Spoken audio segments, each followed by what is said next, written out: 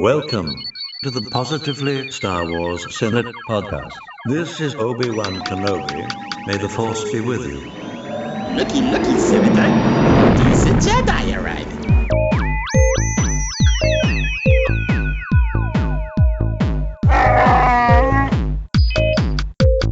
I will sign no treaty, Senator.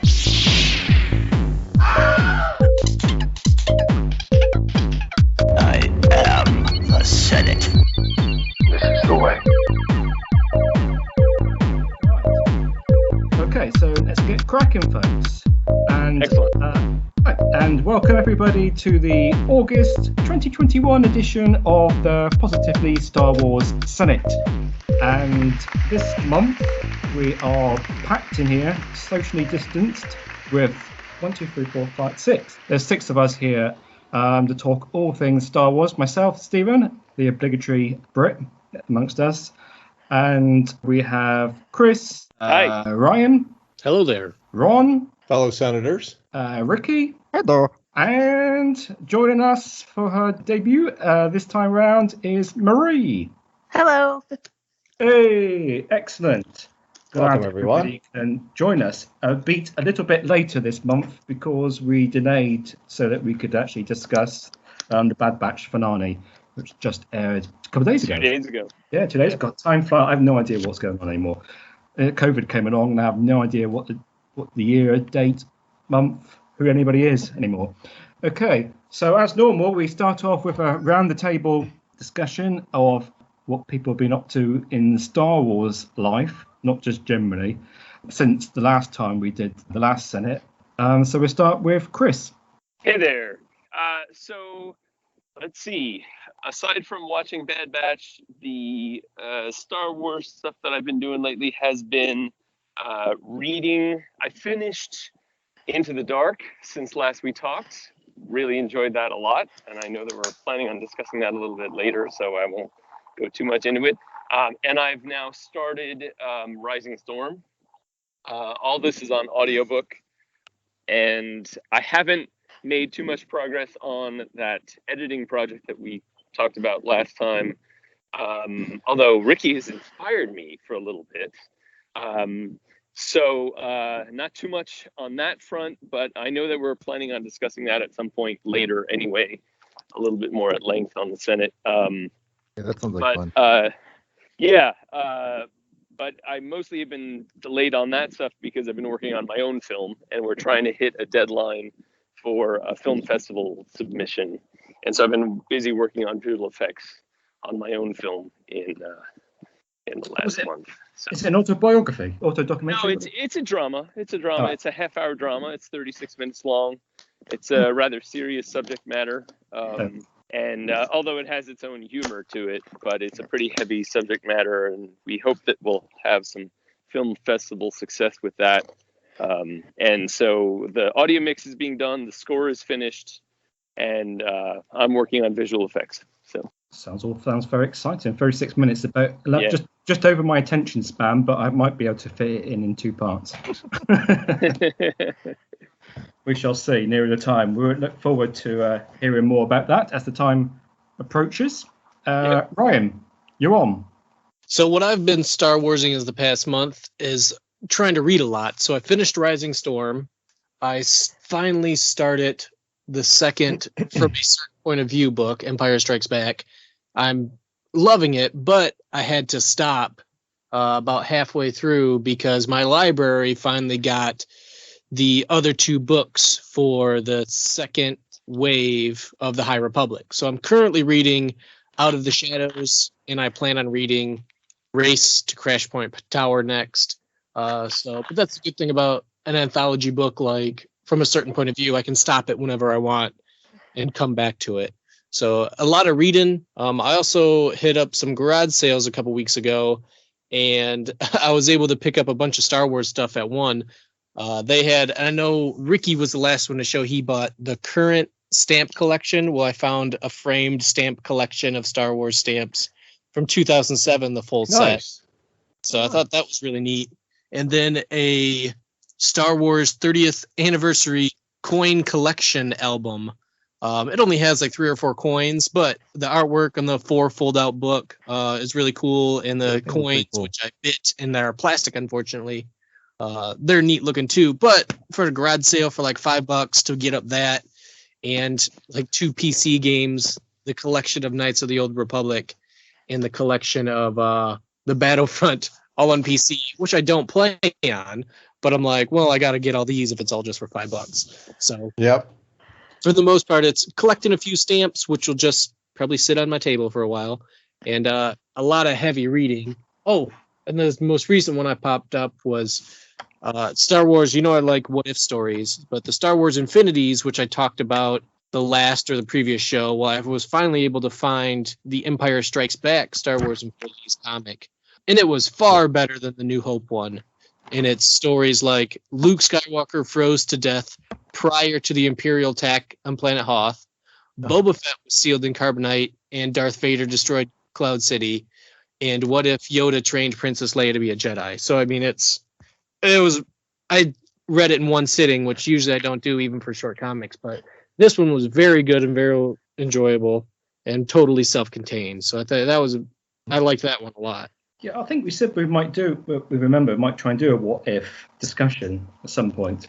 That might be an interesting one as well for us. I don't know what anybody else thinks, but those stories sound pretty cool. Stories, I love the branch off, self-contained stories, and this one was definitely really good. Now I just gotta hope to find. I guess there might be a Return of the Jedi one. But this one I just found at a totally random comic shop, which I love doing. So that was my Star Warsing for the month. I was pretty excited with some of my finds. Excited to hear you say you found it at a shop, because you said you found it. It's hard to find. I can't imagine that it would be hard to find if you really wanted it looking online. But that's not nearly as much fun. That random comic book shop and you find something and you have it in hand is so satisfying, so gratifying to do it that way. So yeah, I'm very happy for you that you found it that way, so to speak. Yeah, just flipping through some like half price. Right. And honestly, they both popped up, but I already bought the New Hope one, and then this one came over next. And it was literal audible gasp when my wife turned around. I was like, oh my God. She turns around. So yeah, I was very, very excited to find this one. Totally on a whim for like $5. Nice. Very good. Very good. And to our master godfather of Star Wars collecting, Ron. Hello, fellow senators. It's been a light Star Wars month for me with everything going on in life, but obviously been binging and watching the Bad Batch. But I did manage to find and score, which is kind of odd, at a thrift store, a Star Wars T-shirt. But it's a Baby Yoda Star Wars T-shirt, and I just can't imagine who gives away a wonderfully beautiful Star Wars themed, Christmas themed Baby Yoda T-shirt. So that's my light foray. I had to have it, obviously. It was my right. It was the right size, so that definitely sold it to me.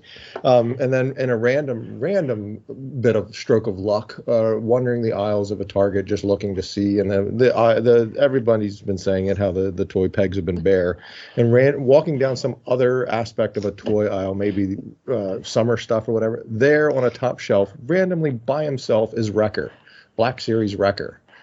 Perfect condition box, perfect condition thing. It was he wasn't being hidden or anything. He was just randomly up on that top shelf, mixed in with some other things. So he's afraid of heights. So. Touche. He was on the top shelf. So yeah, that's been my foray here this past month is a T-shirt and a very oddly placed, but happy to score him, Black Series Wrecker. Now on to find the other elusive anything figure-wise, Star Wise, because how much supply chain. How much was Wrecker?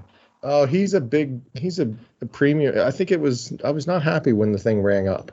I think I was surprised. It was over 20. There's a reason parents ain't buying these things for kids anymore. It is not a simple purchase.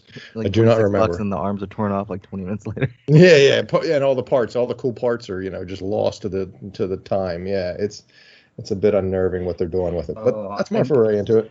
I think if I was going to get any Bad Batch Black Series, I would get Wrecker. Yeah, he was cool. He came with a bunch of accessories. He was very cool. Brilliant. Excellent. Okay, right. Ricky, Hello. Yeah, we've been continuing my marathon with my daughter.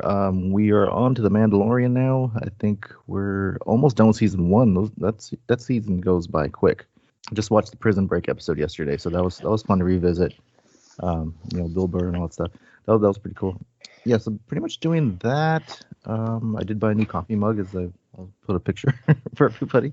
And then what else have I did finish Into the Dark last month, and I did start Rising Storm, and I got pretty much a third into that book.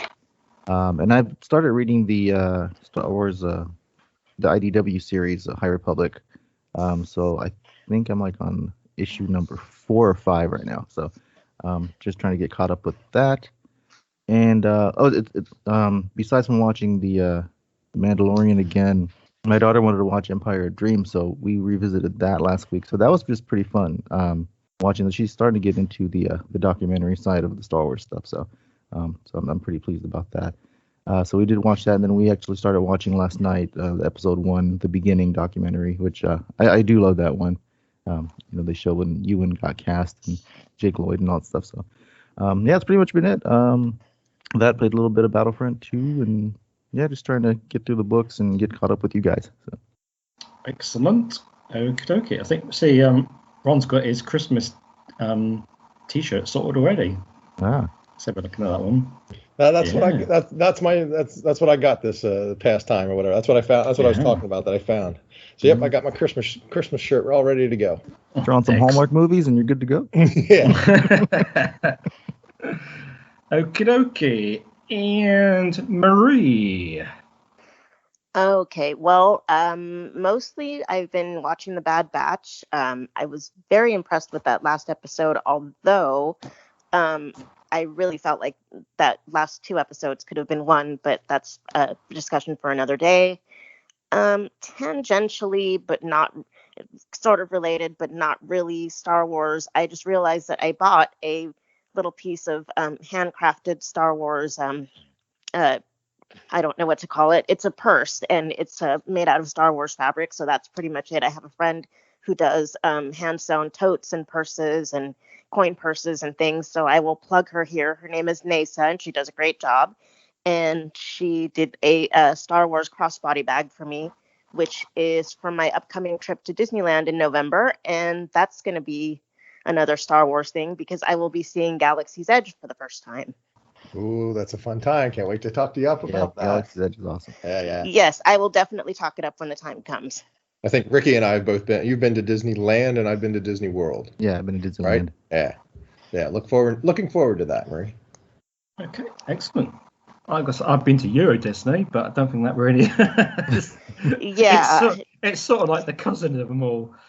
It's cousin Oliver of Disney. The distant cousin that nobody talks about. I can't remember there was any Star Wars. I think there was something at Euro Disney, but it was like 20 years ago. I can't remember now. I still haven't seen the Rise of the Resistance ride. It wasn't open yet last time. Likewise. So yeah, you'll be our first correspondent talking about our senator reporting back on that. Yes, I'm. If you very can get much on, hopefully, yeah, you got to figure out and jump through all the hoops if you're not aware of getting on that ride or getting securing the ticket the day you're there, or whatever for that ride is difficult. It's a little bit easier right now because of the pandemic, so numbers are limited. But right. I'm aware of the process. Okay, so. cool. I haven't been to Cantina either, so I'm hoping I can get back there. Cool. Marie, does your friend sell her stuff online? Does she have a lot of Star Wars items, or? She doesn't have a lot of Star Wars items. It's mostly just like Star Wars fabric. Oh, okay. I bought a crossbody bag and I bought a coin purse from her, but she does have like lots and lots of patterns. So for the girls out there, if you want a crossbody bag or a cute little coin purse or whatever, I can get the website and get you guys all interested in that. Excellent. Okay. Right. And just stick me in at the end. For myself, obviously, apart from Bad Batch, I got, I can't remember, Ryan remind me, that comic which came out last week. I don't know what the title is. It's the High Republic series. The Monster Hunter one? The Monster Hunter one, yes. I'm sure it's not. I'm sure that's not the title of it. Because you've got the IDW series, and you've got the Marvel series, and then there's this, and I'm not sure exactly top of my head what series it is. There's another set of stories. It's IDW Monster sorry? at Temple Peak. It's another IDW Monster at Temple Peak. Oh, right. Understood. Okay, it's a separate thing. Yes, I bought that one, and I thought that's quite good. But I don't know if we want to talk about that yet now. But that's quite a good quality artwork and quite a decent story. And I am trying to think where I got to Horizon Storms. I haven't done any since last Senate, so I'm not sure exactly where I am with it. I took a break and then didn't get back to it, so don't take breaks from Audible books, people, because it sort of completely ruins the thing. But I don't know, it was getting a bit tense for me, and I haven't had the best of months. So I wanted something a bit more light-hearted, so to speak. So I switched to Race to Crash Point Tower. So I'm a third of the way through that one, because that's pretty quick. So I've done an hour, so there's only about 3 hours in it. That's quite fun and quite cheery, and obviously naturally it was going to spoil me for Horizon Storm because it's set within that period, but similarly stuff happened to me with Night of the Jedi as well that I already knew what was coming up before it came up anyway, so that's pretty much me. I wish I would have read Race to Crash Point Tower before Out of Shadows. I wish I would have switched them around. It feels like it sets up more because Out of the Shadows takes place after Rising Storm. Right. After. So I think, and the comic Monster Temple that ties in with it too. So I think Race to Crash Point Tower would have been a good one to read first. So I think it was a good order that you went in. Yes, and you also sort of get, it's a bit of a continuation to the IDW series as well, because you've got Zine and Luna in it, which were introduced in the IDW comic. She's not a Padawan, but she's with the Padawans, sort of thing. Pink-haired alien. Yes. She's tendrils. Yeah. Yep, she's in it. So Is it Vera or something like that? Right? Xena, I have no idea how it's pronounced. Sorry, I know it's pronounced. I just don't know how you write it. Yeah, that's why I started reading the IDW one, because she's in the new book. So, and I had no idea what they were referencing. The comics are starting to fill in a lot of back stuff. They're giving the backstory to what Avar is doing during Rising Storm, and it's that latest one really ties into it. So again, you got to be careful how far you're getting ahead on the comics, because with the first issue of the comics spoiled Light of the Jedi for me, and now they're catching up to Rising Storm and telling what all the characters are doing. Like even the Free Comic Book Day book, like that I mentioned, it specifically references attacks inside Rising Storm. So it's like when they say read them in order, they really mean to read them all in release order. So you just got to be careful. Usually I'll read them first so I can give you guys. But I mean, the thing is, if you just walked into a shop at some point, you wouldn't know what the release order was for between the comics and the books and that kind of stuff. So there's no real guide, is there? Not everybody has a screenshot it on their phone, I guess. No, exactly. There's no real help for you to read it, to be given a guide. Yeah. This 1/5. I mean, I guess it could work either way, because then you're like, oh, what are they talking about? And then, you go find that book and then read it, I guess. But a little bit spoilers, I guess. Just mentions the Drengir, and if you only read Light of the Jedi, you're totally confused. Yeah. Well, what the heck is the Drengir? So, and then it's like, oh, that's a whole nother book, and that's introduced into the dark. And it's so now I'm starting to disbelieve where they're like, oh, you can only read the main series, but then they're mentioning some characters, and this, now there's Ty Yorick, who's got her own comic book, and it's exploring where I thought, okay, her backstory is going to be explored a little bit in later books. Well, now the comic is what's doing her backstory, and I'm like, well, gosh dang it, I guess I have to get that. So, well, then all the Yoda stuff takes place in the comics, so.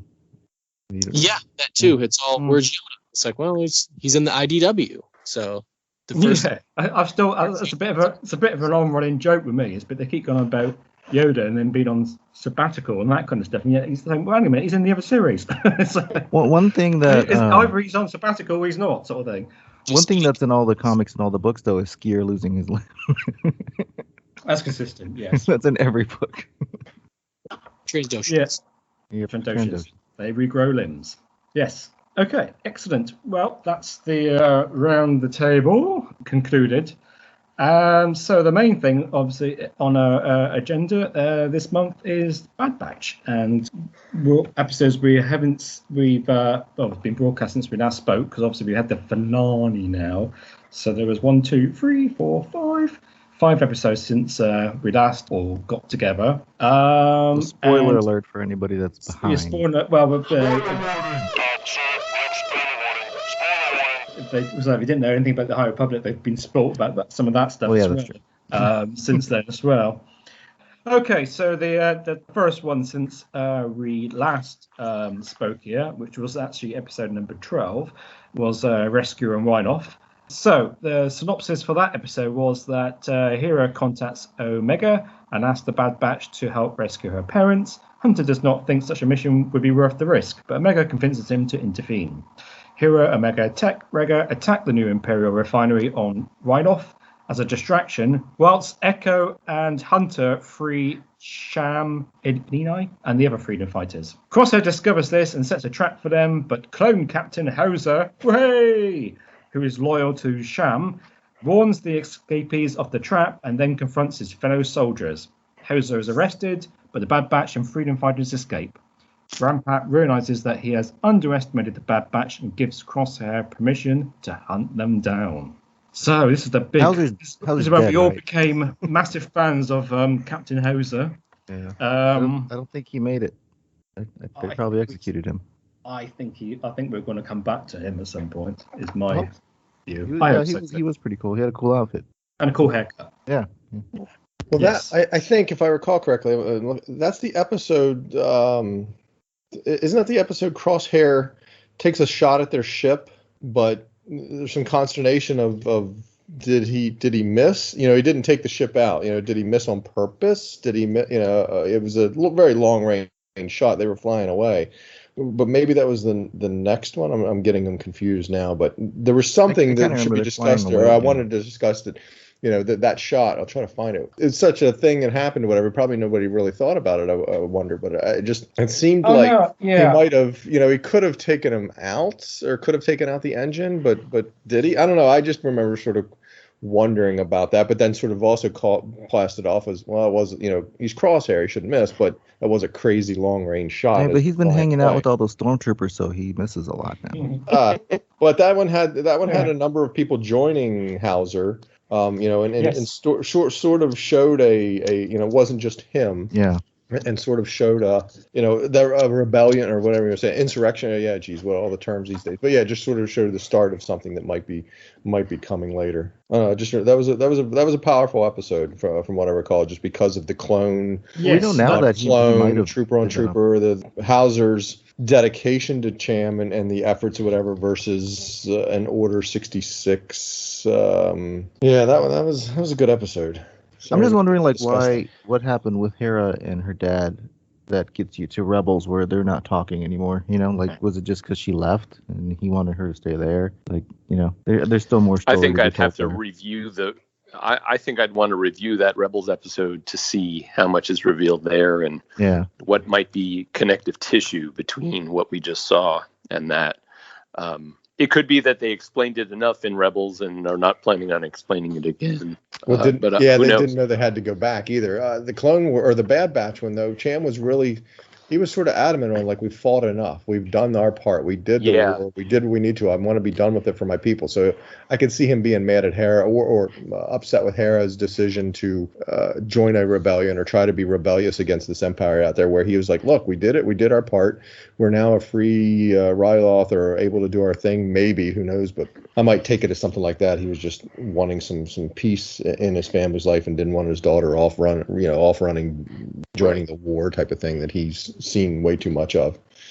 I'm also kind of curious how any of what we've seen with Sham Syndulla so far in Bad Batch and in Rebels fits in with the events of what is the novel Lords of the Dark Side, I think, with Vader being stuck on the planet. Of the Sith? Lords of the Sith, that's what it is. And Sham plays a significant part in that book. And I listened to it a few years ago, but I don't remember the details. That book sort of didn't stand out to me like a lot of other ones did. And so I'm not remembering as much about where within the timeline those events take place for Like Shan. in the premise of that book was like Vader and Palpatine got like stranded somewhere. Yes. Yeah. Yeah. It was a I bunch think of I have like that trials book. and I haven't read it. tribulations for Vader. Yeah, I didn't think it was very good, to be honest. I didn't think it was nearly as standout as a lot of the other books that I've read and or listened to and loved. Well, now it might be interesting now with the new stuff, revelations about Chan and stuff. So Yeah, Like- yeah, yeah. But yeah, it was cool seeing Harry, cool seeing Chopper. That it was all fun stuff. It's a bit cameo-ish of sorts, but I kind of believe it might not be so cameo-ish as it might be foreshadowing. But we might see them again. We might see Like, do you some think it would've aspect been- to the story again. Do you think it would have been better if they would have just made this episode and the last one just one long episode, since we didn't get to really see Bad Batch in the previous one? Like they just showed up at the end. Oh, you mean these two Ryloth-oriented Yeah. things? I have no problem with an episode of the week. I enjoy Star Wars, and I enjoy Star Wars content. So if there is a quote-unquote meh or filler episode one week, well, there's be never it. That's, filler. yeah, so be it. It's new content. I don't need a 16-episode thing crammed down to 8 that's just the good stuff or whatever you want to say. The kid in me still enjoys watching it, so I have no problem with that. I know it's going to get there eventually, or there's going to be some sort of story told. I hope so. I We do know look that, forward to it. I That really Orange enjoy it. Recall survived, right? He didn't get killed. Yeah, that was a weird aspect to that of some dialogue versus some on-screen action or whatever. It looks like they had to. They could have easily fixed that or done that from the dialogue aspect, but it definitely says in the closed captioning or whatever something that it confirms that he was. I think it's clear. No, it said it was attempted assassination. Yeah, that's what it was. Yeah, they threw in a word. Yeah, attempted. That's why they were being held there. So. He's fine. He's okay. We might show you. Well, him he again needs. at some Who point. knows? There was something too. There was something too. He needed to be because he needs to be around for some. Yeah.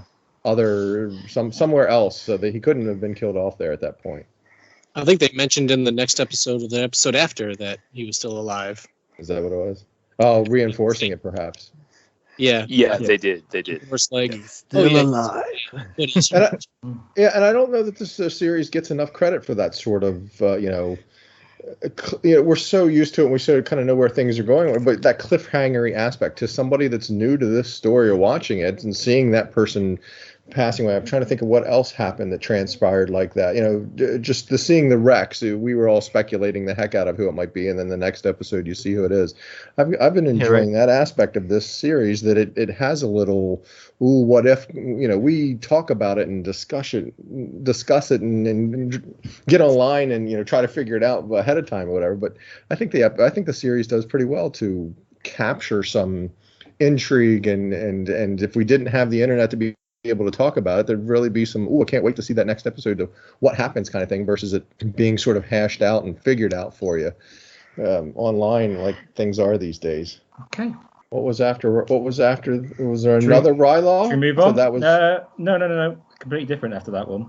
Was it? Okay. It was the Spice episode after that, basically. Episode 13, just a bit of fun, really. I think this one, Infested, and that was the Bad Batch return for a mission to find Sid's partner under the ownership of crime boss Roland Durand.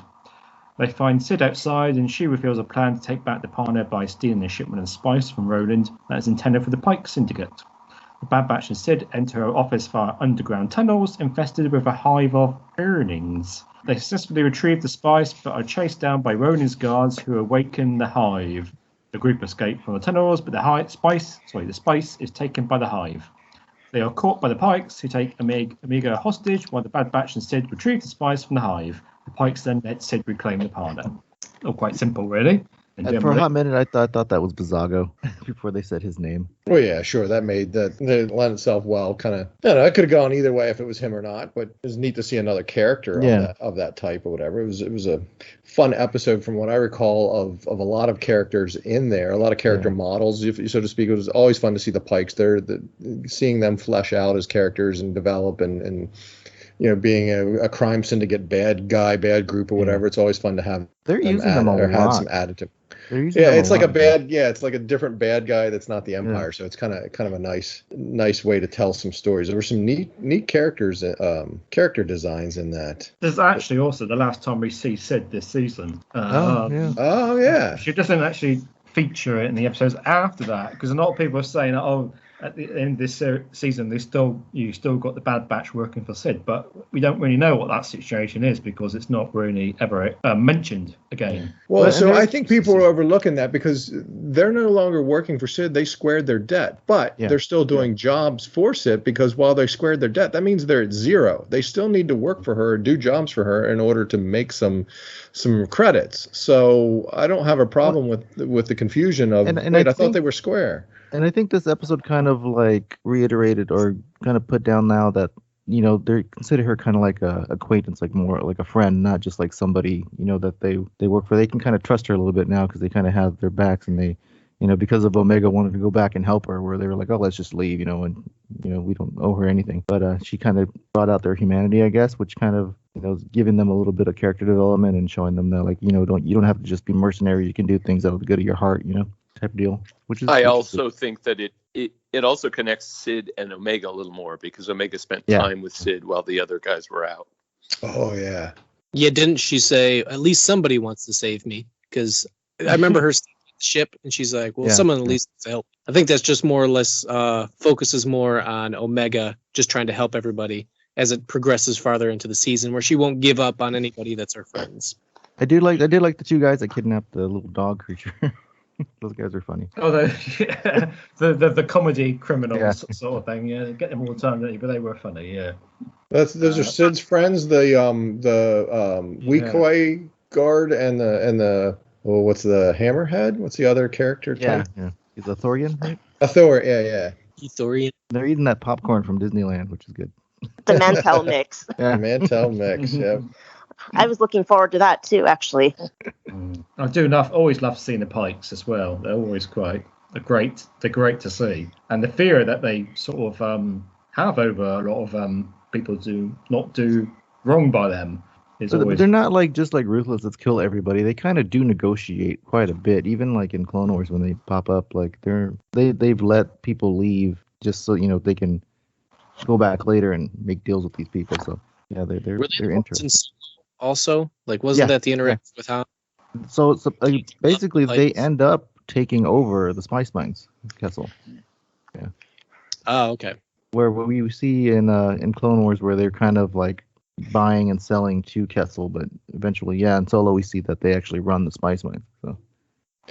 I mean, it's easily said about any episode, but I remember being a very gorgeous episode. The infestation aspect of it. Just, I was like, wow, you know, it's easy to say about any of these episodes or whatever, that, wow, you're watching something animated. Wait, hold on.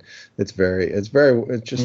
This is not Tom and Jerry. No, right, man. This is not my youth's cartoons. That's for sure. Kids today, which is great because it gives creatives the ability to tell just about any story they want to tell. You know, you can really tell it and showcase it and see it. But there was some good stuff in this one, I remember, visually. So you just kept saying, "Don't drop the flashlight! Don't drop the flashlight!" I mean, as soon as good callbacks to other things. Well, I was just thinking, as soon as Sid mentioned that they were those earnings, whatever, were in there, I was thinking, well, this is going to come into play later in the episode. They're making so much of it. So much of it is right. Yeah, they're going to turn up again. But when they said catacombs, I was thinking of the guys from episode 2, the like Click Clack and all them. What were those creatures called? The ones that made Geonosis? Yeah, the Geonosians. Yeah. Oh yeah, those guys. Because this is the first we've seen this creature. Whatever this fly infestation was, that's the first we've seen this creature. I think so. Yeah, that's my take was. Sort of like bat-like or sort of thing, weren't they? So somebody remind me what the whole thing is with the spice and stuff. It's seen as what do they do with this spice? It's medicine, or it's like a drug. Yeah, it's either one. It's pretty much like because there's always people on. It's like salt. Trying to sell it. Is it a MacGuffin in terms of it? We don't need to know what or anything a whole lot about it, right? It just we know it's a thing and people want it, and it gets people into trouble. Into the Dark, the novel kind of explains a little bit more that it's something that can be used to alter your mind. You know, pretty much. It's Because obviously I keep thinking Yeah. about it. I keep thinking of it like spice, like we got spice now, and I'm thinking, well, it's quite nice to put in the old recipes and you know. Well, that's cook true, some- but it's there not was that something. kind of spice. Wasn't there something in our history? The spice trades run into No, India, there was. Yeah, it was. the Yeah, spice, yeah. and so it is a But thing. it wasn't a that's been around- drug. Right, it wasn't a drug back then, but Yeah. it was a coveted commodity that people risked Yes. lives for to transport from one part of Yeah. the world to the other. So, similar sort of thing. And they're I'm actually- fine with that. I don't need it explained as. And there actually was like a real world thing called spice here in the U.S. that was kind of going around. That was kind of a classified narcotic. So yeah, so that I don't know if they took that from Star Wars, which is kind of weird, but No, but yeah. seems. I mean, now you know that, seems now you know that easy. Han and Poe both dabbled in transporting Spice stuff. running. Yeah, Yeah. I forgot about Poe. Yeah. I always think of melange in Dune when I hear spice, because that's a spice. They use the term spice in Dune, but it's so mind altering that it affects all transportation and all abilities by, technology and everything. It's like an all consuming. It's not just for mind altering. It's for commerce, essentially. And I think doesn't spice play a large part in Dune? It does. Huge Doesn't part. it? Dune. Okay. Gigantic. I thought that was a big Tremendous. deal of it or whatever. That It's that- the it might be main economic force in the story. of story. So yeah, so spice Yeah. has been around. Yeah, spice has been a thing. It might be one of the few things I'll relent. I would imagine. I seem to think Dune might be first in its use of spice. Not versus, seen it yet. Yeah. Versus, No. Yeah. Well, I remember the first. Not read it. Definitely not read it. And watched the first one. Tried to and just couldn't get past the bad. Does Dune The predate David Star Lynch Wars? film is bad. Yeah, Dune is 1965. Oh, Yeah, that's the first one. And there were 6 books written by the original author, and then he died. And the 6th book was a cliffhanger. And then his son and another author took over the mantle and wrote another, I think they're up to 14 or 15 additional Holy books cow. now. So it's about 20 books now with a 21st coming and a 22nd planned. it's just it's fun And it 'cause spans you got, about 15,000 years. So you got it's a- spice, and then you got like stuff like the Dune Sea. So George obviously read it Right. and right. The sandworms. the Right. Sandworms. Right, which are really the great dragons.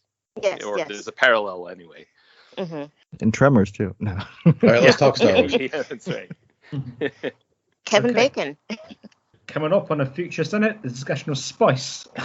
No, it would be a fun tangent. Yeah, we Bad Batch, and we're only 2 episodes into the. Yeah. We haven't even got to the meat. So what was after Infested? Okay, so episode 14 was Raw Mental, and this is basically Gregor episode. So the Bad Batch are contacted by Rex, who I must say does a great Maz Kanata scene in this one. Bit busy, but can you just go and do this for me? Who asked them to help Clone Commando Gregor, who is sending the distress signal from the planet Daro. At the source of the signal, they find an Imperial base where conscripted troopers are being trained by clone commandos to replace the clone trooper army. Hunter Tech Echo infiltrate the base while Omega and Wrecker stay in the ship as backup. The Bad Batch rescue Gregor, but Hunter is captured during an escape. On Kamino, Lama Su and Nana C, if I get this right, plan to escape after the Empire cancels their clone army contracts, but they are caught by Admiral Rampart, who has use for Nana C as a scientist, but not for Lama Su. Because it's easy to get those two mixed up, isn't it? Lama Su and Nana C. Namaste. Yeah, Very Namaste. easy to get those 2 mixed up. I just cannot. Yeah. You can put pictures of them and both of me in front of me and say, risk your Star Wars collection or have the Holy Grail rocket firing Boba Fett, and I would pass because I don't know that I could. I've I got a could tell feeling you that which is which. the Prime Minister's got some element of blue on him, isn't he? And the Nana C's got an element of red or something like that. It's off the top of my head, I'm not sure, but I think that's the only way I can tell them. But which Oh, one she was got head- Attack of the Clones? Was Syllabically, the they're Prime too Minister? similar. The Prime Minister and Lama Su were in Attack of the Clones, right? Yeah. Yeah, I think those two. I think you're right. It was Tan Wee and Tan Lama Wee. Su, and That's there was it, a yeah. way to tell them apart, but I can't remember right now. There's a way to tell But apart there's- males and females, but I can't remember it specifically right now. Was it Yeah, because the one is male, and I know the name doesn't even sound masculine, so I really have a tough No, time it with. doesn't. Oh Yeah, wait, llama. that's supposed to be a yeah. And then right, there's a way to tell visually. Yeah, I had to try to bone up on that because I'm terrible with it. I just realised it's literally Nama, which just gets me to think of the animal now.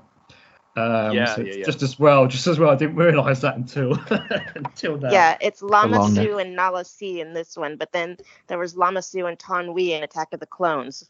That's right. Right. So Nala Se's A new little to too us similar. in this. And Yeah, way too similar. And Tom Wee got shot in the back, sort of thing, didn't she? Yeah, Mom Yeah. Tom was Tom Lee dead. was the one that took that was Boba Fett to substantial. go, or Obi-Wan to go see Boba Fett, right? Yeah, Yes, Jango. yes. Dad, Tom Wee's here. Yeah. Yeah. So yeah, we've only That's ever pretty good, Ron. actually, That's pretty good. yeah, that's very good. Yeah, if you got that as a soundbite. Got you for Clone Wars. I think actually the only 3 Kaminoans we've actually been introduced to. Just trying to think of By Well, name, those yeah, are- yeah, right? I think so. I That's think we about see it. a lot, but I think that's all we have by name, and we There can't keep them straight. Yeah. Yeah, Yeah. they all look alike. And we That's only why have not- 2 now because Tom Wee's dead. So, God, no, there's 2 of them. This gets worse by the moment. so actually, that's one I know. I know. It's I know kind of like one the of- Sith. They're like the Sith. There can only be 2. Yeah, there can only be a few of them to keep them straight. Well, there was. I try to remember. There's a lot of them about in the Clone Wars episodes about the 5s, which Ryan's really got to look Yes. forward to, which is really But the good. Domino But Squad. I'm one? not sure whether they actually gave any more names or. Yeah, I don't interest. think we got names of anyone I think else. that one had been. I think that had been Ton Wei in Yeah. the 5s episodes, I believe. Oh, man, but you're gonna it's love been a that while. when you get to it, Ryan. You're gonna love that. It's great. Yeah. Oh my gosh. Yeah. Some of the best episodes in the whole series is about 5s. Yeah, the Oh, yeah, Kaminoans fine. are what I'm enjoying the most with Bad Batch. So definitely, they just seem like Yeah. such a good area to discuss, and they have so much important things to do. At some point they had to stop using them because they switched from clones to volunteer Yeah. humans. So Right.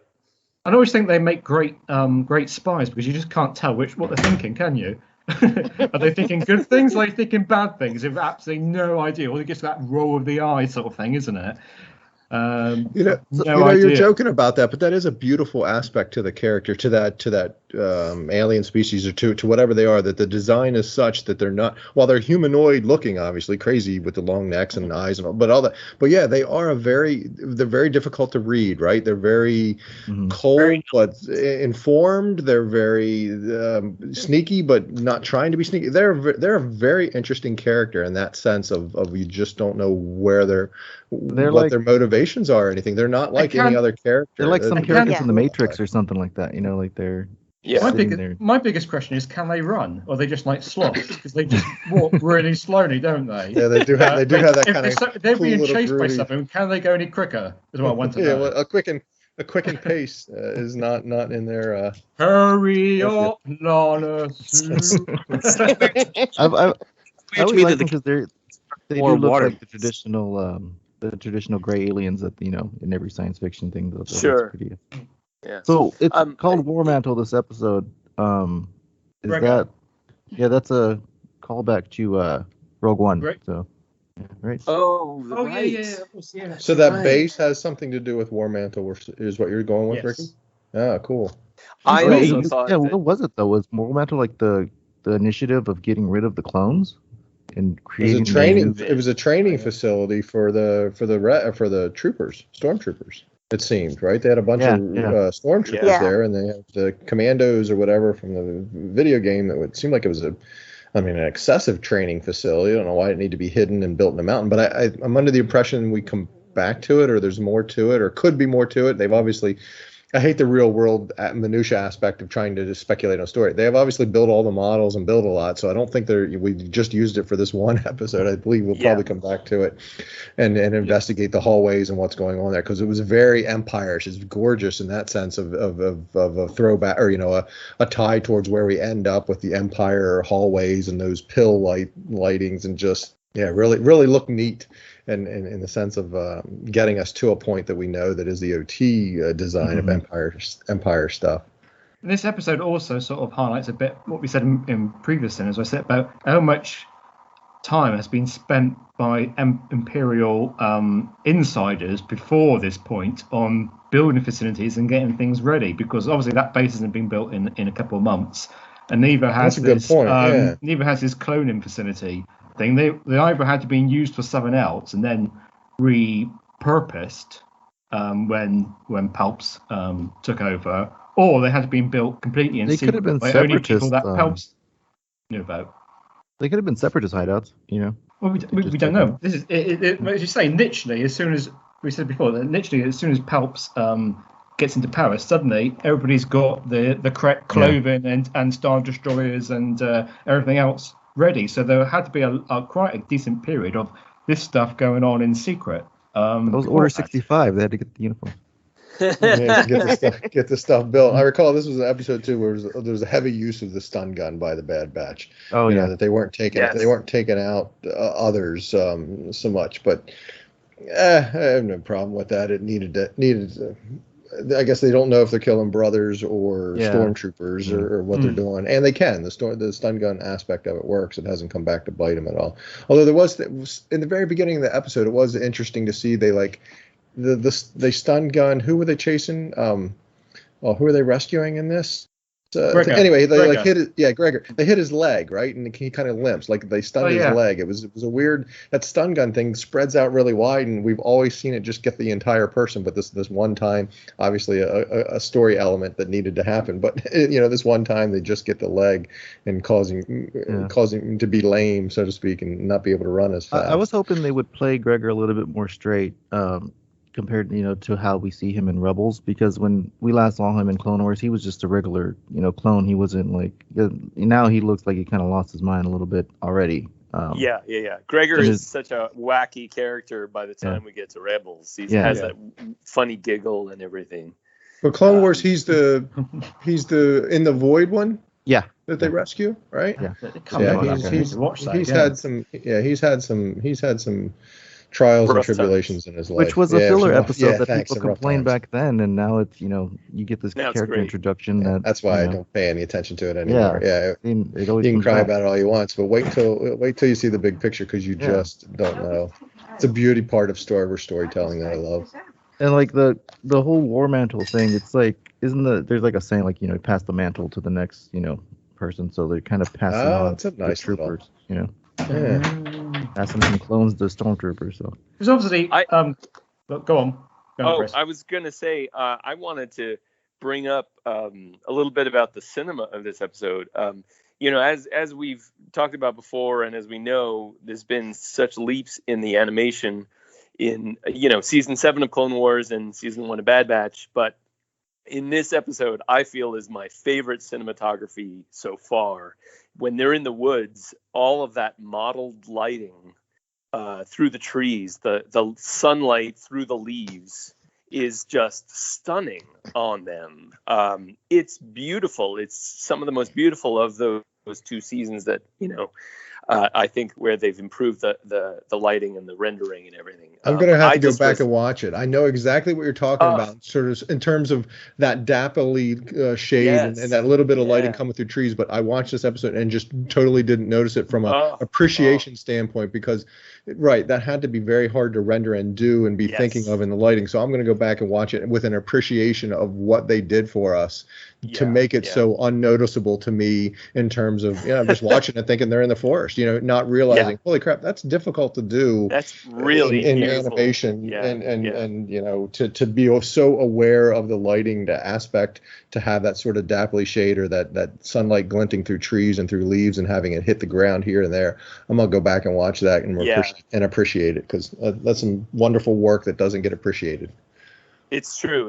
And I think I pick up on that more because I'm a filmmaker and I do that stuff for a living. And when I have to create it artificially, it's really, really hard in the real world, in live action. And so to do it in animation for the first time, and in the history of Clone Wars and Rebels, was really remarkable to me. And I certainly know it was one of the first things I noticed about the episode.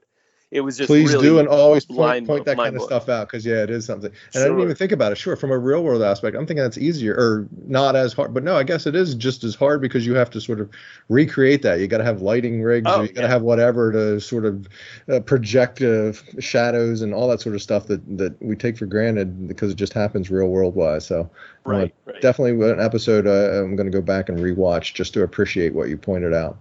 Good. I'm glad. Yeah, you'll love it all over again, I'm sure. Yeah. I think I'll have to do the same.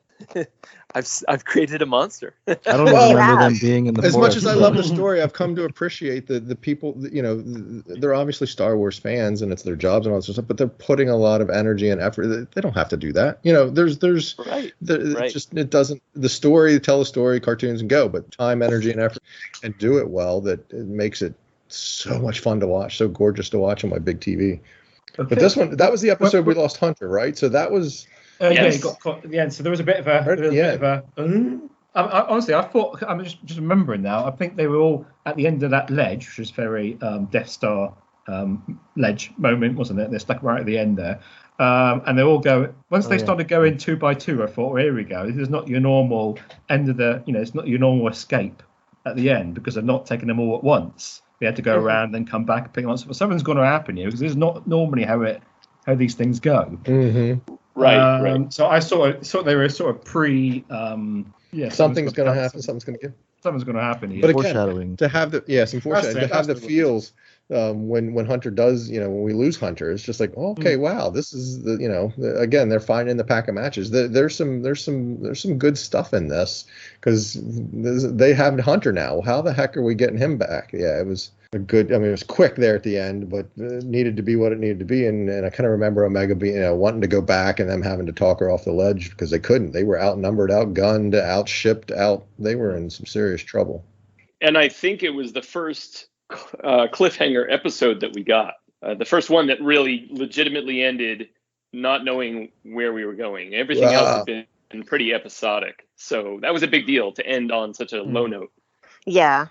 Although, being the Bad Batch, you weren't going to lose anybody because you have to have them all at the end of the day, but it was still a nail biter. Yeah, absolutely. For a fun kid show. Yeah. Right. Quite the nail biter. You go a little bit dark, and you being a grown up, that what's going to happen, that they're going to get back together eventually. But if you're a kid watching this, you're like, oh my God, what's going to happen? Sure, I absolutely. Loved. How do we find them, Stephen, without being creepy? Right? I'd love to have a Senate where we can get some 8-10-year-olds just to hear them go. If they exist. I don't know. I hope they do. They're out there, kind of thing, whatever. But eventually, to hear their stories of how they watch the Clone Wars every Friday night with their family or whatever, and we're excited to think that'll get me in the feels too, or whatever. Because I don't. Some good. I don't know what storytelling. my daughter's going to be excited for now that it's over for the season. But she's Whatever's 9, next. so she's like right there. So she Yeah. Edge of her seat. We Ricky could thought get it some would be like perfect for this. 18, 19-year-olds though, because those are the kids that were watching the Clone Wars when they were kids. Yeah. I know a couple. Yeah. That's great. Okay, and then we move on to basically we'll put episode 15 and 16 together. I think which is the easy way to do things. Return to Kamino and Kamino Lost. So in the first one we have Hunter is taken to Tipoca City on Kamino, where the Empire has evacuated critical personnel and eliminated the rest. Oh gosh, I don't remember them saying they eliminated the rest in the show. Anyway, but that's what it says here. Crosshair activates Hunter's comlink, luring the rest of the Bad Batch into a trap, which they knew was a trap. Omega shows the others a hidden entrance into Nala C's secret laboratory, where they were all originally created, where they find the friendly Joy, AZ-3, in hiding. They find Hunter, who tries to convince Crosshair to have his inhibitor chip removed, but Crosshair reveals that it has already been removed, and he is really working for the Empire. Hunter stuns Crosshair as Rampart, under the orders of Tarkin, begins destroying Tipoca City, with the Bad Batch and Crosshair still inside. And then, basically, in the finale, the wreckage of Tipoca City begins to sink into the ocean. Rampart and the Empire depart, while the Bad Batch aim to escape the city before it fully submerges. Omega and AZ save Crosshair when they are trapped in a flooding room. Once the wreckage settles on the ocean floor, the group make their way to the tube that leads to their ship, but find it damaged. AC suggests that he guides them to the surface inside lab capsules, but runs out of power on the way up. Omega tries to save him at the risk of drowning until Crosshair saves them both. When they reach the ship, Crosshair once again chooses to part ways with the Bad Batch. Elsewhere, Nana C is brought to an Imperial vicinity. Okay, the Falani folks. And while you start talking, I'm just going to go and disappear to the men's room. Okay. Cool. TMI. I just remember Omega saying this is where you guys were created. Yeah. So if she knows that this is where they were created, that I was there was some line about I was there or something. It's like, well, okay, hold on. But that gets to the whole, we don't know all about Omega. She's obviously a Boba Fett sister, right? She's an unaltered clone. She's not aging faster, but she says she's older than us, She's somehow she says she's older than that? That's one of the other ones says. It's Crosshair. Yeah. I haven't seen these 500 times. I don't know. Maybe she was made the same. It made it seem like she just lived down there and didn't get to go anywhere else. So she was pretty much hidden. Probably while Jango Fett was around. Yeah. Right. Well, so was she hidden, or which one of them? Nala Se, right? Nala Se, her experiment or her helper kept her in that lab while the Bad Batch created all that sort of stuff. And then once Boba Fett or Jango left with Boba and they didn't come back, whatever, then she presented or otherwise let the Prime Minister know about her experiment, her experiment. She was secretive during the Clone Wars and the like, but if she's a Boba Fett equivalent of sorts, then, why keep her secret? Obviously, there's some more story to be told there to some extent as to how she come to be public, how she came to be out in the open, but wasn't out in the open while Jango was around. Basically, they created an unaltered clone and then created two, or maybe when they created the unaltered one, it split. I don't know. We'll get some story. She was supposed to be like the DNA equivalent of Jango, right? Because basically they were the same. So, but female. Yeah. I wonder why they kept reiterating that they were running out of Jango Fett DNA. If they had her the whole time, Well, and the other factor that confused me a little bit is their names. If Boba Fett was considered or called Alpha, and then she was called Omega, that to me implies the last one. Yeah. But clearly, she wasn't the last one if they made the Bad Batch experiments after her. So that was a little bit weird to me. Right, because I was thinking, well, no, she's last. They created her, and she's last. But no, if she saw them created, they're last or they're after. But maybe she's last unaltered. That's what I was about to say. She's maybe the last unaltered clone, and she happens to have been kind of like a fraternal twin to Boba.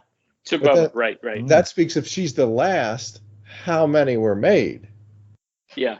Right, to just go 1 and 2, and right. So where is Alpha? And Boba's not a Greek thing, I don't think, right? So no. Where is if Omega is last? Are we reading way too much into it in that sense? Whatever. But if Omega's was last, there an epsilon or a psi or a delta? In the middle? Where's all right, exactly. Where's all the others? But where's Psi? Is AZ the same droid from Clone Wars? The one that helped, I believe so. The one that helped Fives. Yeah. I think it is. I was so sad when he was going to be killed. Yeah, me too. That got me in the feels. Yes. You definitely thought, right, as somebody said with adulting or whatever, definitely thought, well, all right, it's not going to be her. She's going to go after him.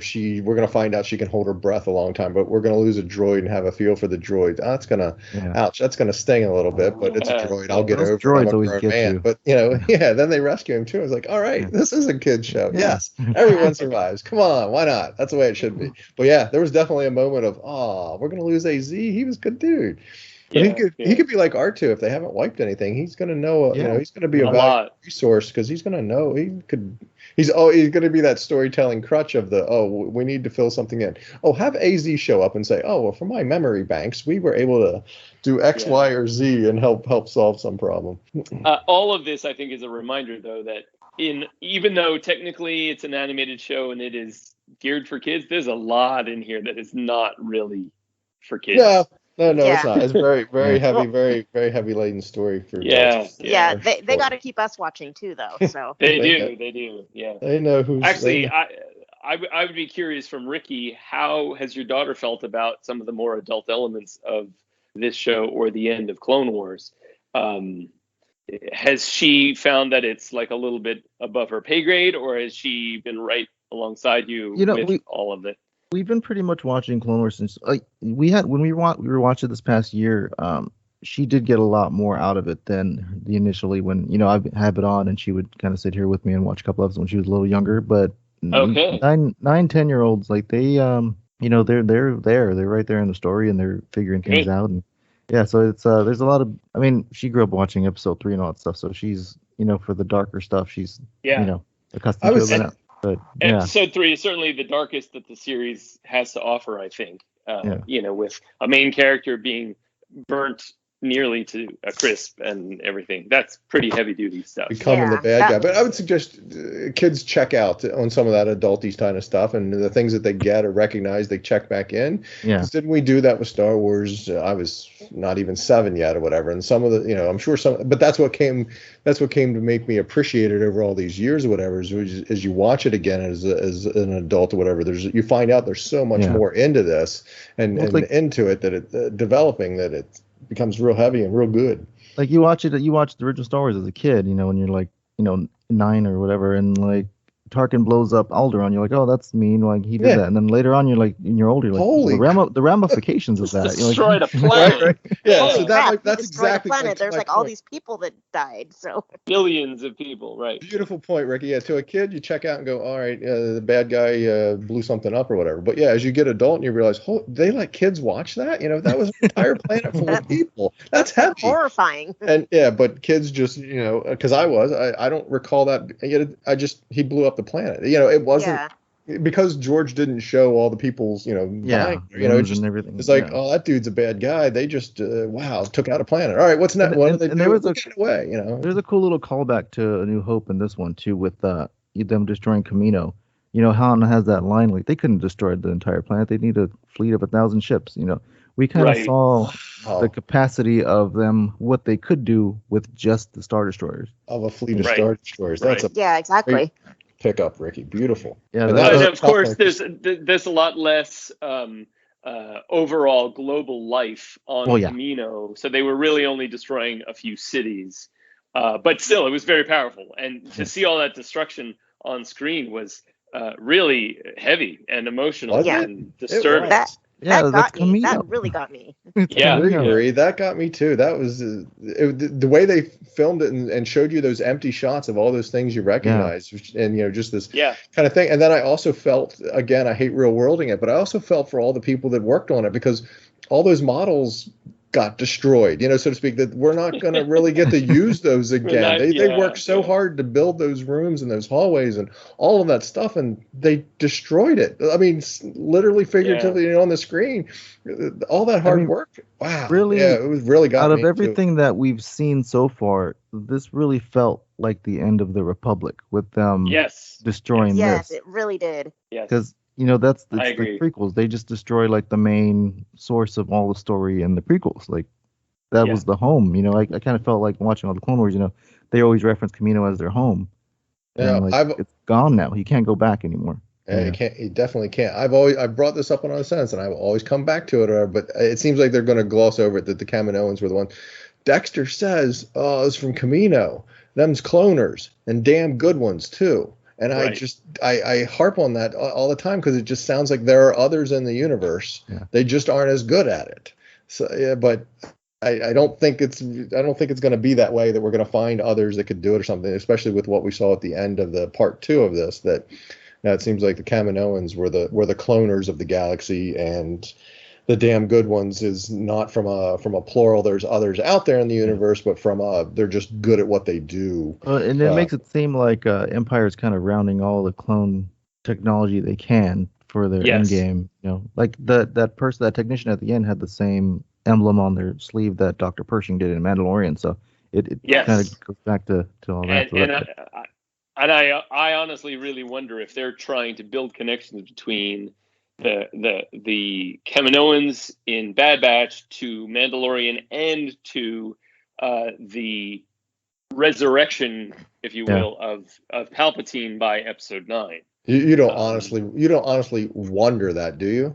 I'm giving you a hard time. Well, I'm giving you really time. I wonder how it's going to play out. Right. There's so many ways that it could play out, and they have not. One of the things that annoyed critics of Rise of Skywalker was the nature of how Palpatine just magically sort of came back, and they could be really building in some very specific story elements to how that goes. That's what it feels like to me. Like they're building the through line retroactively. Yes, but they did that with Clone Wars too. Thank you, Ricky. Isn't that Star Wars storytelling? You fought in the Clone Wars with my father, and we gloss over that, and then 40 years later we get Clone Wars, and we get that storyline and that through line, and we get to figure out how we get to that point. Sorry, Snoke's back, or Palpatine's back. Not the biggest fan of it in the world, but not a huge fan that Maul came back. Okay for me. But if they find a way to tell me a story that gets me to that point, that works, and when that's interesting, right? That's interesting, and captures me like Clone Wars did, because when we first started Clone Wars, you're like, oh, what is this about? But then at the end, you're intrigued as all get out. Oh, sign me up. It's more Star Wars on screen. That's what I dreamed about all my life. So exactly. I don't want, I was teasing you about the wonder because I don't wonder. I'm sure that's exactly what we're going for to some extent. I just hope they're given enough leash, enough leeway, and enough seasons that they don't have to rush it and say, all right, no, we're pulling the plug, here it is, and boom, these two things happen, and that's how we got to there. It's like, no, let it flesh itself out.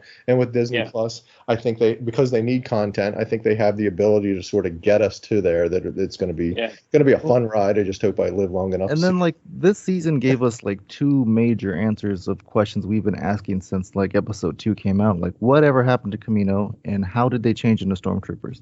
That's huge in Star Wars. Yeah, it is. Absolutely. It's major. For years everybody's been speculating why did they switch to stormtroopers? What's the how did that even happen? We still don't have a good one on that though, right? What is their cost? I really hate the cost aspect. No, I think that was just kind of like a facade. I mean, they basically draw up a spreadsheet. what's the real loyalty? I mean, maybe we see that some in season 2, and we saw it with Hauser in terms of they're loyal to who they worked with so long. So if we can get stormtroopers that are conscripted and realize this is the right way, or they signed up for it and are helping us to do whatever. But boy, that seems like it could come back to bite you in the butt too, versus an inhibitor chip that you could program people. But whatever, we need to get to that point. So this is how we're getting there. They want to get away from clones to some extent. Because you've got the absolute opposite in the sequel trilogy. I mean, you got stormtroopers defecting by the truckload. Yeah, but they were. Keep in mind that Luke wanted to be a stormtrooper. Yeah. He was planning on going into the academy and becoming, part of the military operation after that. The entire institution. Wedge and Biggs were both Imperials. They were right. They were. That's a huge part that's glossed over and not talked about much among Star Wars fans. Right. Maybe you can join the Academy next year, and that is a big part of what we're seeing here with the Bad Batch. It's going to be people wanted to do the Empire because they thought that was the thing. Right. But the Academy, isn't that more like going to officer training school? You would think that would be the equivalent of going to officer training school rather than being like a grunt like the stormtroopers. Like Han. Well, he got punished, right? He was flight school, but then he got punished and got to be a mud jumper. Yeah, it was. It seems like it was it's been very much a way off, Tatooine for Luke, and a way off of these dusty nowhere planets for them, like in the Star Wars universe. So sure, real world aspect of a way to the military, a way to get around that. Yeah, it's kind of like going into the military in real life, where you get out of your little town. Your small little town and see the galaxy, but then come to realize, not the thing. Crosshair shot that is like a RoboCop shot that ricochets around and around and around. I mean, so normally when we shoot somebody, the laser is done and goes there. How does it take out how does one bounce? How does it bounce around like that? It was obviously just something cool visually. Ceiling. That was a nod to the trash compactor room in the New Hope. Yeah. But once it hits one guy, it is what I'm saying. It should have died there. The bouncing around the room I get until it finds a target that it can be absorbed into. So normally when we shoot a laser and we hit a stormtrooper, they're down and that laser is done. That laser bolt is done. But this one, he like shoots the room, it hits one guy, it hits another guy, it hits another guy. It's like 4 guys or something. It was just like, well. Was it one shot though? I don't remember. Yeah, I thought he hit one part of it. He was like aiming some part of the room, and it did the magnetic kind of whatever, bounced around. But I thought it took out multiple guards or multiple people that had them surrounded or something. It was like one of those. Ooh, okay, I'm gonna just go. I mean, you have to assume he has like different weapons than a regular, person. That's a specialty, so he's shooting. Yeah. He's got one that can go through or bounce off, or it's like the opposite of set the stun. Yeah, well, exactly. He can increase the power of the laser or something. But then, I'm gonna have to go back and watch it in slow motion, because then where does it stop? Why does it stop at the 4th guy or the 5th guy or the last guy, or or it only had enough to go through 4 guys? How about that? Okay, so as long as we can rationalize this, I'm always good with it. So right, he has special weapons, and it can go through. He knows it can go through X. So if they're lined up in a line, he knows he can take out at least 4, maybe 5 before it runs out of energy. All right. I mean, really, it's a laser. It should just keep going. So. Well, yeah, that was always Star Wars. In a straight line, though. Yeah. I mean, it's kind of right there on the tin, though. Crosshair. It's his specialty. He should know. Yeah, he's got something. And that's why it died at the 4th guy. It only had enough energy to take out X amount, and he knew that. Okay. That's why I love Senates. We get to talk this out and figure it out and rationalize it. And it is just fantasy. So, even if we can't rationalize it, that's okay. It's just a story. No stories are completely bulletproof. Yeah. But I'm kind of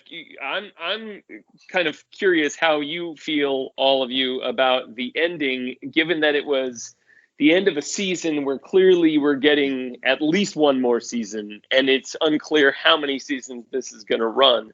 It was obviously a downer of an episode. We leave Crosshair on the platform with no way of communicating with the Imperials again, theoretically. What does this bode for future seasons and future season finales, and how many seasons we're going to get? I had somewhere thinking about it, that they announced season 2 so late. Could this have been a bit of a one-season thing? Could it have stopped after season 1 and just that's how we explain that they had Nala Se going off to the Imperials and the Bad Batch is off, although they got off world because their ship did work or whatever, but they could have left them trapped there under the water, and that's how Bad Batch is done. Could they have stopped at season 1? Because like you said, I don't know. When there's a season 2, I kind of thought they weren't going to announce season 2 until after the finale, so that we always had that sort of trepidation about we haven't heard anything. This could be the end. This could be a one and done. They haven't said a thing to us. This could be a one and done to make it that have a little bit more palpable feel of oh no, this could be it aspect to it. And then they show her going off to the Imperials, and then we can surmise ourselves that, all right, that's how we get the clone Palpatine. But then they announce season 2, and it's like, okay, they can develop it more and get them off and running off the platform. Like say, Crosshair has no way of communicating anyone. I would have lost again the bet. I thought for sure Rex was coming back into play in some fashion to help rescue him. That would have been good. Yeah, I really thought that was what was going to transpire, just because we saw that bit of, hey, can you help Gregor? And then he comes and helps them because of that. But yeah, so really surprised that they kept it Bad Batch. They didn't have him interjecting and becoming bigger part of the story. Really saved themselves. I think we're going to see a lot of tie-ins for Mandalorian second season. Yeah, sure. Just with the cloning facility, we might even see animated Grogu, infant Grogu. Well, I would love to see that. But it's. What are you guys expecting for next season? Like, where do you think they're gonna go? Ooh, that's such a heavy question. I don't know. I think that they have to find a way to resolve the Crosshair issue. Either kill him off or have him really legitimately rejoin the group. We need some sort of closure there, because that's such an ugly, uncomfortable, awkward tension. But beyond that, I'm not sure what adventures they could be off on, or how episodic it would be, or how much of a through line there would be through the next few seasons. I don't know. I mean, they could time skip ahead. They could. Maybe get closer to Rebels. I removed my chip, or I had my chip removed a long time ago. I've been beating that around in my head a little bit or whatever. Yeah, when did that Is there anything Yeah. to he had his chip removed before Order 66? He found out, knew about it, and didn't want it to be controlling him or being a thing at all. He had it removed before then, and then sort of played along and otherwise wanted to see what this was all about. See, and I I'm kinda got- wondering if it's a bluff. I'm Yeah. wondering if it's Yeah. a lie. That if he could wanted have to still see had his chip. I don't think he got rid of think it. he still has it. I think when he had that bandage on his head when he got exploded, that's when his chip came out.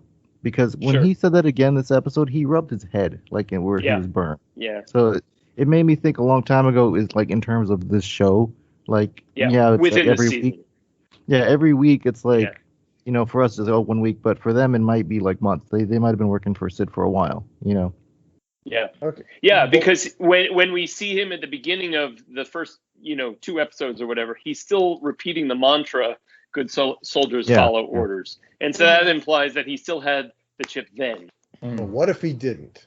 So what I'm hashing, don't have it fully fleshed out, but if it was gone before then, but he wanted to see what it was about, see what was on the other side of that, or why they were doing something like that, to join up with the Empire, to be a rogue agent inside of it, or to be on that side of things to see what they were going for. It's kind of where I guess I was when he said it, but now that we've seen this finale episode, it seems like no, he wants to be a part of the Empire for that power and all that sort of stuff. Well, Ron, I didn't really we- have a problem with the good soldiers follow the orders because he was part of the Bad Batch. That all they did was Didn't not we go follow back orders. like in the first couple episodes? Weren't we wondering like why Crosshair was the only one that Yeah. started saying Right. that? So if he said it by choice, that makes sense now because the other ones, Uh, and he didn't hear Yeah, the there's that. actual thing. Yeah, He nobody never heard saw- that. He never he saw knew the other ones were acting on it. Yeah. There potentially something there. I don't know how well fleshed out I have that, or how. I think though that we have to rewatch those episodes because I believe that when he was in that good soldiers follow orders mode, he was sort of flipping back and forth. He was going back and forth. And it didn't seem like a conscious thing like he didn't have his chip. It really did seem like he did have his chip there. Kind of like Wrecker, Yeah. his eventually Yeah, did sort right. of trigger, right? His Right, eventually did sort of exactly. control him Yeah. to some extent. So was it Right. going back and forth? And there's the line Omega says, "I know what you're." I want to go reread Crosshair's face. I know what you're about to do, and you can't help it, or something like that. If Right. it's my theory where he already has it removed, he's going to be like, "Yeah, kid, that's not gonna control me. I'm good. I've got it under control." Or if he has no idea what she's talking about. I don't think there's a lot to read on his face from recollection of that scene, but. Anyway, it's just one of those wacky far out theories I was thinking about because he said he purposefully says I had mine removed, a long time ago or something. Granted, we don't know how How long well, ago how it long was, this or if it's truthful. this Yeah. episode or this series. How far removed are we from the first show of Sure. Order 66 versus these guys leaving Camino being destroyed? That's some sort of timeline we just don't have a handle on. Right. I also wonder, this is some speculation that I listened to on another podcast, if Omega as an adult will show up in Book of Boba Fett in live action. Right, she's as old. Well, but so Well, if yeah, they she- do that though, then that hurts any Bad Batch series 2, 3, 4 perils. If we see It her, could. It could. you know what I'm saying? I'd Yeah. like to see her in terms of story. So if the story's there, they do that, and whatever. But if we see her, then there's nothing She to knows. any sort of We concern. know that she'll survive. Yeah. Yeah. Yeah. Sure. But you had that with Obi-Wan, right? We had that with the entire Yeah. prequels. There was no concern that I Sure. was going to lose. They're not Obi-Wan going to in kill the a kid prequels on Bad because- Batch. because we all suspected that they were going to kill Ahsoka off. She was the one that was at risk. yeah, that In was a Clone constant. Wars, Yeah, that was beautiful. wasn't it, Until during all that? Rebels. Yeah. Yeah. Yeah, who's watching but, the Clone but Wars? we knew that Obi-Wan and Anakin and the droids would survive, and Bail Organa and a lot of other characters. And when you we knew that rewatch they would survive. When you rewatch, I don't remember it so much the first go around, but when I rewatched the Clone Wars, there are a number of episodes where you can see, oh, this is the one she's going to go. This is Yeah, the one. she got Right. trapped out of the This- airlock and all This, that. yeah, this is the one where they get rid of her. You can see they were building some suspense because we as all fans were like, well, who is this? Well, she doesn't exist anywhere, so she must be killed. And in hindsight, it's so ridiculous to say, oh yeah, you're going to kill off some kid on some female kid on a kid show or whatever. It's just like, that makes total sense now, but back then we were like, yep, she's got to go. She doesn't exist. Yeah. Doesn't Yeah, exist yeah, anywhere. She's expendable. Oh, this is the episode. So yeah, I don't think that happens to Omega for sure. And the only time that we had an inkling that Ahsoka was not at risk was when she shows up in Rebels. Ahsoka. That's interesting, right? So we see her Yeah. there, and we're not really concerned with her fate at that point because Right. we're resigned to, all right, she's a part of the galaxy somewhere, or Yeah. she has some future. I have a problem with it because if the OT is throwing down like it is, and Luke needs help with his dad and Vader, and she knows Vader, where the hell is she? She doesn't come back and help. So she's got to be somewhere. Yeah, she's got to be somewhere way out of communication of what's going on in the overall picture of things. Because if she's existing during that time, which she does, because she's in the Mandalorian, which is after it all, why the hell wasn't she around to help? They got some work to do to resolve that. When we watched episode 3 a couple months ago, I did the thing where you could, I kept pausing. Like I found a timeline online where you can intercut, the final season of Clone Wars with episode 3, and now watching just episode 3 by itself, you're like, okay, well they don't mention Ahsoka, but pausing, at this point and then watching the episode, with Ahsoka going to Mandalore and all that stuff, and just keep flipping back. It cuts so well in there where you're not thinking that anymore. Like, okay, well, that's why she wasn't there. She was doing these missions. She was busy in her own right. Which I think that was amazing that they did that. Like, yeah, I'll have to watch it again. Because in the OT, retcon, but it's good. Yeah, well, they have all the resources to retcon the hell. But in the OT, she's so tied to Vader. And Vader is so hated in the galaxy, and so that's what it's always been described to us. Now, maybe that's not true, because she knows who Vader is and was.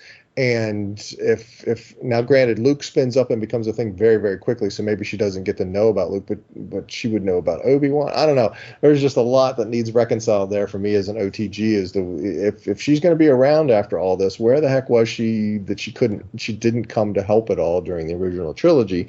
Because she knows Vader. She knows, she's intimately knows, not intimately, that's definitely not the right word, but, she was very close to Vader. She was Vader's Padawan. So if he's in the mix, causing. Who knows? Well, maybe the Kenobi series might explain a little bit, That's why I love Star Wars. So, yeah, I'm all for it. I'm all for it more being Star told Wars to me. for me. Yeah, yeah.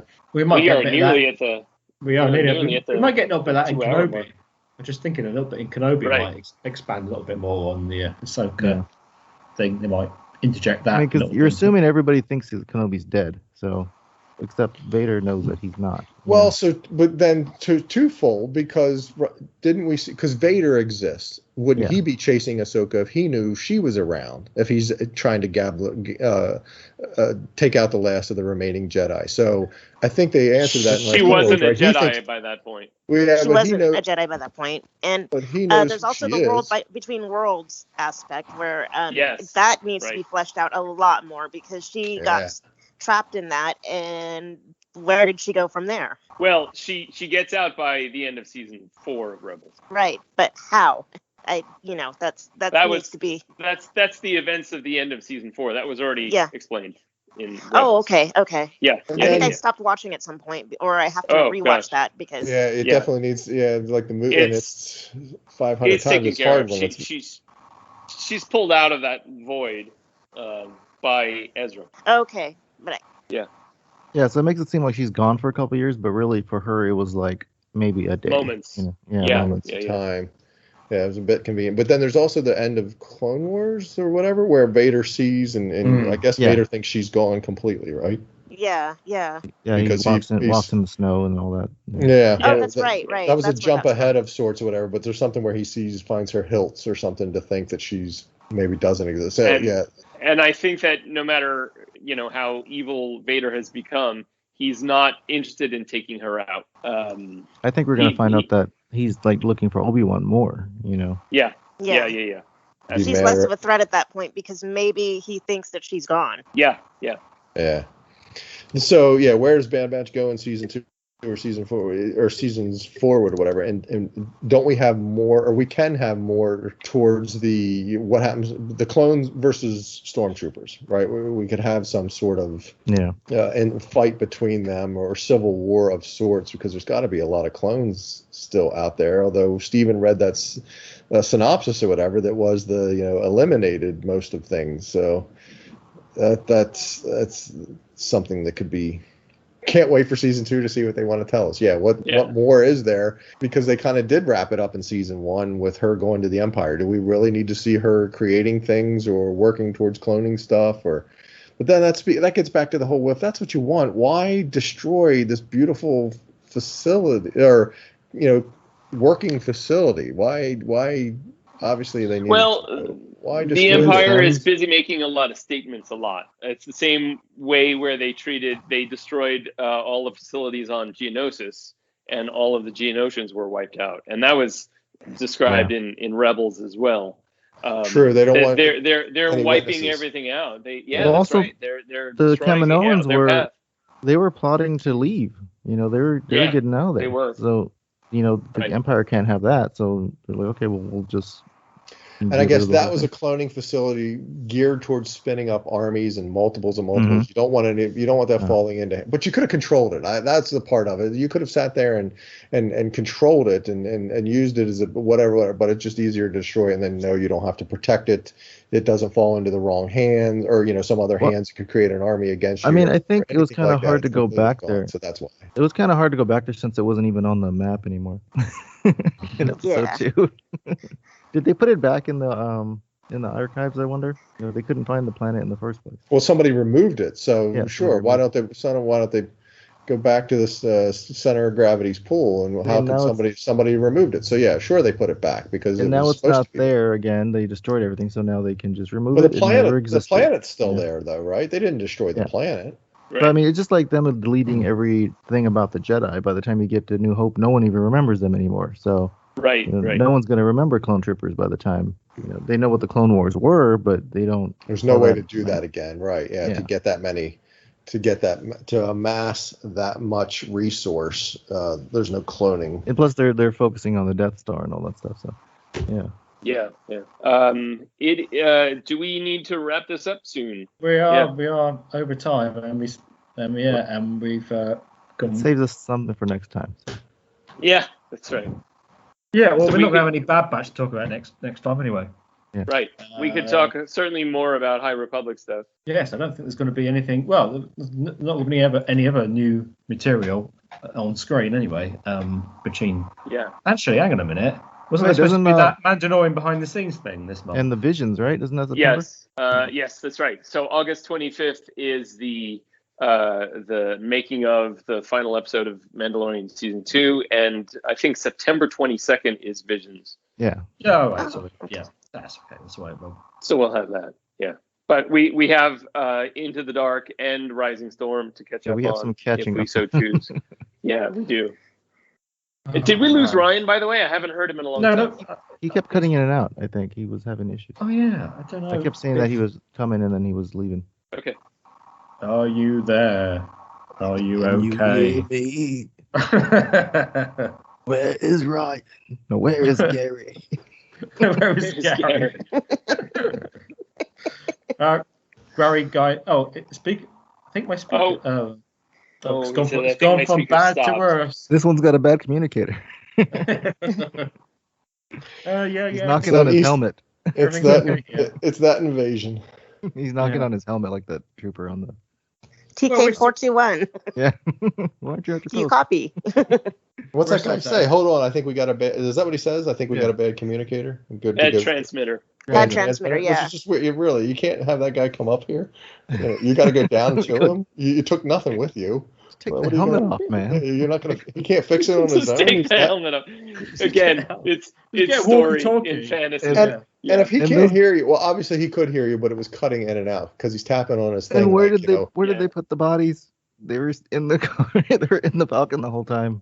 They're in the Falcon. There's 4 bodies in the Falcon. I was hoping in Force Awakens you would have Rey them. like stepping on top of them when she's down there fixing. They just my suspicion is that they found the Imperials found the 4 bodies on the Falcon, and that's what alerted them to look for Han and Luke and Chewie and everybody in the station. So they probably retrieved those bodies before Han and Luke and everybody took off. Well, But yeah, they never show that, which So I you think walk that up they there, should have. you walk up there, and what do you see? You're like, what the heck happened here? These Yeah. 2 Imperial guys are knocked out. These guys are naked. No, I guess they Yeah. have their That's right. they'd have their undergarment stuff on. But just Yeah, right. the guy that walks into that scenario and just like, what the heck happened? What weird thing happened here? Because they think the ship was empty. They didn't think anybody was on it. Right. So they're trying to And they figure were- out, what did you guys do in here? What kind of Yeah, weird- And why is there a It's closet even- full of capes? right. There would be two dead or unconscious officers and 2 They weren't stun armorless guns, right? So stormtroopers. the Right. sounds we hear is blaster fire It's for laser. the Imperials with the scanning things or whatever. So those guys. However- shot. Han didn't No, have but wait a minute. stunning. The lasers that we hear are the Imperial officer lasers. So Oh. the stormtroopers could have been firing back at Han and Chewie, but Chewie could have taken the 2 guys out.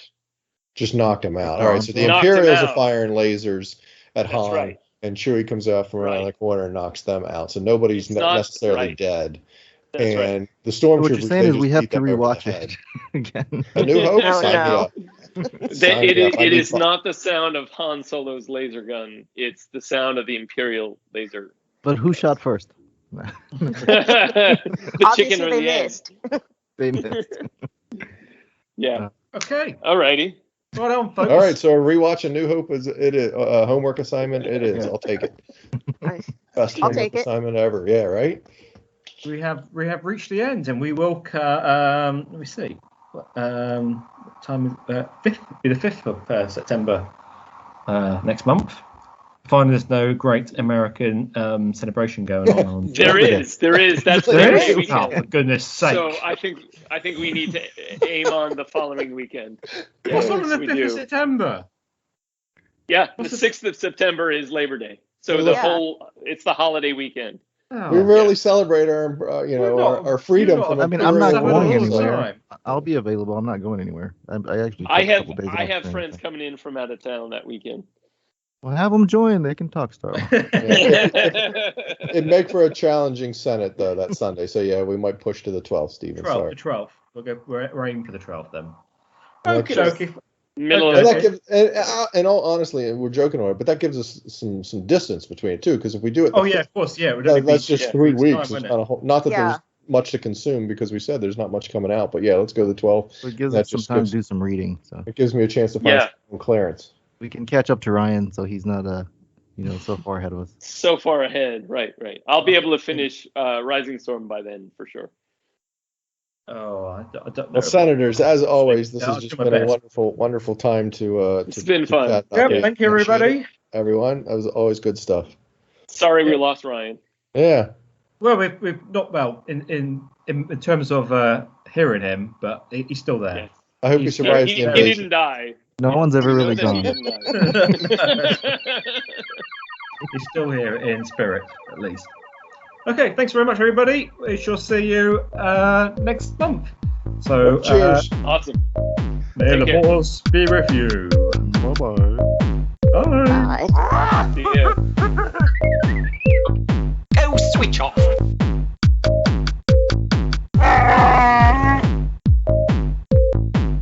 I am the Senate.